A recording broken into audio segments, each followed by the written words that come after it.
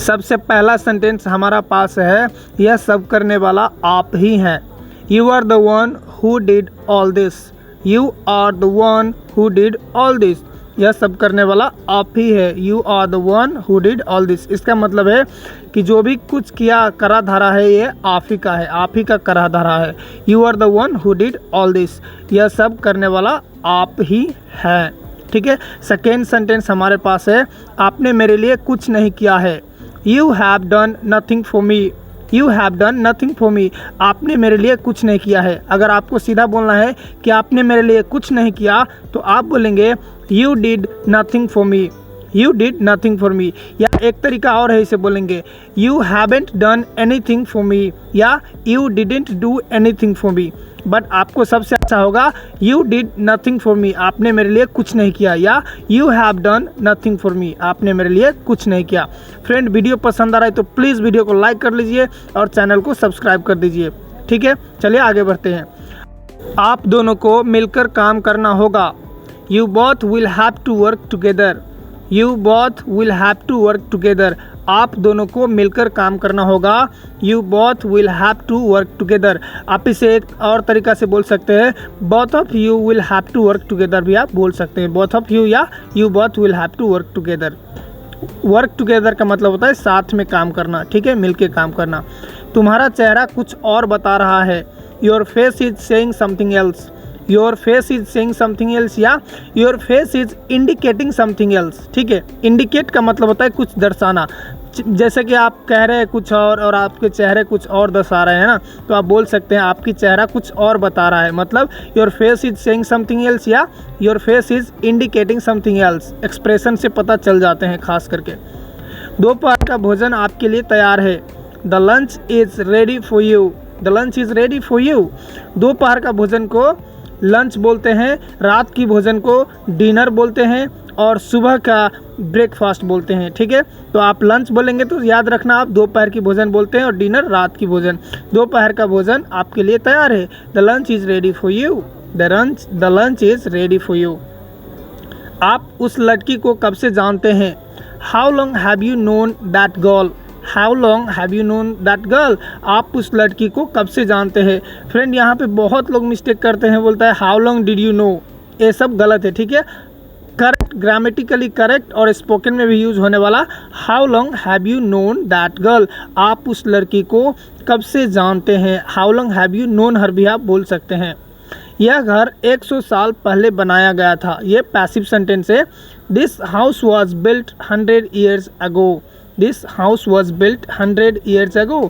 यह घर 100 साल पहले बनाया गया था। जैसे ताजमहल मान लो 400-500 साल हो गए, तो आप उसको बताना है तो आप बोलेंगे Taj Mahal was built 500 years ago। पता नहीं कितना साल हो गया, शायद ज़्यादा हो गया, 700-800 साल हो गया उसका। क्या दुर्घटना में कोई घायल हुआ था। Was anybody injured in that incident. Was anybody injured in the incident. क्या दुर्घटना में कोई घायल हुआ था। इंजर्ड का मतलब होता है घायल हो जाना, चोट लग जाना। ठीक है, कुछ फ्रैक्चर हो जाना। तो इस तरह से आप इसको इस्तेमाल कर सकते हैं, was anybody injured in the accident. आप आखिरी बार कब बीमार हुए थे। When was the last time you were ill. When was the last time you were ill. आप आखिरी बार कब बीमार हुए थे। इल का मतलब होता है बीमार। ठीक है, मतलब यही कहने की कोशिश कर रहे थे कि आप जो पिछली बार लास्ट टाइम जो थे आप बीमार कब थे। When was the last time you were ill. Next sentence है हमारा, आप आखिरी बार सिनेमा कब गए थे। When did you last go to the cinema? When did you last go to the cinema? आप आखिरी बार सिनेमा कब गए थे। मुझे याद है शायद 2017 या 18, पता नहीं, लेकिन 17-18 हो गया, मेरा 3-4 साल हो गया, मैंने कोई फिल्म नहीं देखी अभी थिएटर में जाके। आप आखिरी बार सिनेमा कब गए थे। When did you go last to the cinema? ठीक है, आप आखिरी बार कब रोए थे। When was the last you cried? When was the last you cried? आप आखिरी बार कब रोए थे। When was the last you cried? मुझे याद नहीं है मैं कब रोया था आखिरी बार, शायद 6-7 साल से ज़्यादा हो गया। When was the last you cried? आप आखिरी बार कब रोए थे। मैंने 1 घंटे पहले खाना खाया था। I had dinner an hour ago. I had dinner an hour ago. मैंने 1 घंटा पहले खाना खा लिया था, खाना खाया था या खा लिया था या मैं खा लिया। जैसे आप किसी को पूछेंगे डिनर के लिए, है ना, चलो खाना खा लेते, तो आप बोल सकते हैं आई ऑलरेडी हैव, या I had dinner an hour एगो, मैं पहले ही 1 घंटा खा लिया था। जब वह आई तो मैं काम कर रहा था।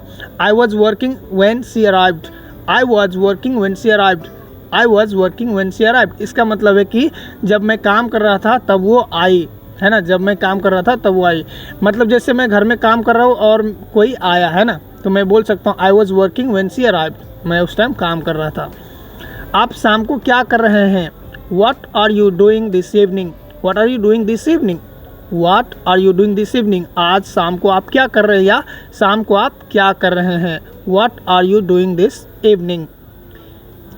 इसका ये भी बहुत लोग बोलते हैं कि what will you do this evening, ये गलत है, ठीक है। What are you doing this evening, आज शाम आप क्या कर रहे हैं, गलत नहीं है, वो भी सही है, लेकिन ज़्यादातर स्पोकन इंग्लिश में वैसे ही बोला जाता है, what are you doing this evening. आप कितनी भाषाएं जानते हैं? How many languages do you know, how many languages do you know, आप कितनी भाषाएं जानते हैं? मैं 4 भाषाएं जानता हूँ। I know 4 languages, I know 4 languages. सही बताऊँ तो मैं भी शायद 4 जानता हूँ, हिंदी, इंग्लिश और नेपालीस, भोजपुरी, तमिल, ये सब मैं जानता हूँ। खास करके मतलब उतने अच्छे से नहीं आते, लेकिन इंग्लिश और हिंदी में, हिंदी भी थोड़ा मेरा वीक है, इंग्लिश से ज़्यादा वीक मेरा हिंदी है। मैं आज सुबह जल्दी नहीं उठ सका। I couldn't get up early this morning, I couldn't get up early this morning, मैं आज सुबह जल्दी नहीं उठ सका। जैसे कि मैं उठना चाहता था लेकिन नहीं उठ सका किसी कारण, ठीक है। I couldn't get up early this morning, मैं आज सुबह जल्दी नहीं उठ पाया क्योंकि मैं कल रात बहुत देर से सोने गया था। Because I went to bed very late last night, because I went to bed very late last night, क्योंकि मैं कल रात बहुत देर से सोने गया था। वेंट टू बेड का मतलब ही होता है सोने के लिए जाना, ठीक है। तो I went to bed very late मतलब मैं बहुत देर से सोने गया, लास्ट नाइट मतलब कल रात, ठीक है, बीता हुआ रात। Because I went to bed very late last night, ठीक है। इस तरह से आप इस्तेमाल कर सकते हैं। नेक्स्ट सेंटेंस है हमारा, मैं कल डेंटिस्ट के पास गया था। I went to the dentist yesterday, I went to the dentist yesterday, मैं कल डेंटिस्ट के पास गया था। I went to the dentist yesterday. मेरे दांतों में तेज दर्द हो रहा था। I had severe pain in my teeth, I had severe pain in my teeth, या इस तरीके से भी आप बोल सकते हैं I was having severe pain in my teeth, या तीसरा तरीका है I was suffering from severe pain in my teeth, okay. तो मैं सबसे अच्छा आपको बोलूँगा ये यूज़ करें, आई had severe pain in my teeth, short है और इफेक्टिव भी है। आई had severe pain in my teeth मतलब मेरे दांत में दर्द था या दर्द हो रहा था, ठीक है, इसीलिए मैं डेंटिस्ट के पास गया। I went to the dentist yesterday because I had severe pain in my teeth. मैंने यहाँ पे बिकॉज नहीं दिया है, आप लगा लेना, ठीक है। Thank you for watching, bye bye.